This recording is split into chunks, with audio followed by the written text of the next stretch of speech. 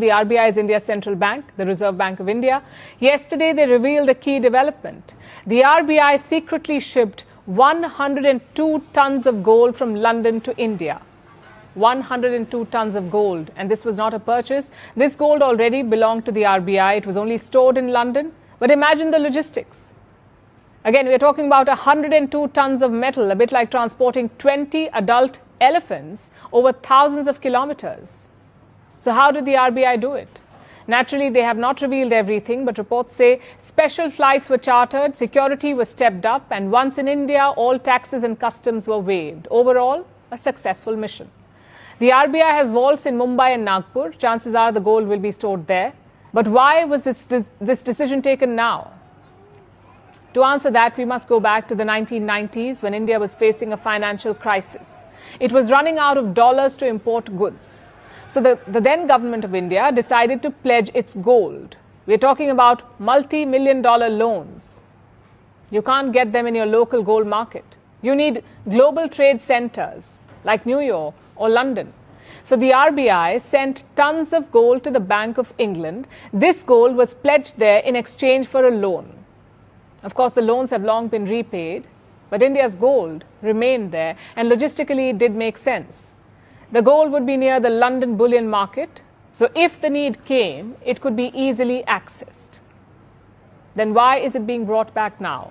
Well, because of two reasons. One, India's foreign reserves are very healthy now. They stand at $688 billion, enough to cover more than 11 months of imports. So the RBI is more confident. A repeat of the 1990s looks virtually impossible now. Secondly, because of geopolitics. Yes, Britain is on good terms with India, but equations can always change. And if they do, a big chunk of our gold will be on British soil. What if they decide to freeze it? Or worse, sell it off? That's what the West is doing to Russia. When the Ukraine war started, Russia had around $600 billion in reserves. That's gold plus currencies plus assets. Nearly half of that was held abroad, mostly in Western countries, $300 billion. And what did the West do? They froze those $300 billion in assets, meaning Russia could not access its own wealth. Now, don't get me wrong. India and Britain are not going in that direction. But it's always better to have your assets at home, especially if your economy is robust. The RBI is thinking along the same lines. They have around 855 tons of gold in reserves. 855 tons. Around 510 tons of that is now held at home. So more than half is within India. A similar operation was done in the month of May this year as well. The RBI brought 100 tons of gold from London. And now another 102 tons. Should we expect more in the future? Reports say the government is open to such operations, but not this year. And it's not just about repatriating gold, it's also about stocking up. The RBI bought 32 tons of gold from April to September. Gold made up 8% of the reserves in the month of March. Now it makes up more than 9% of India's reserves. So clearly, the Reserve Bank is on a buying spree. The question is why? Because gold is a safe asset.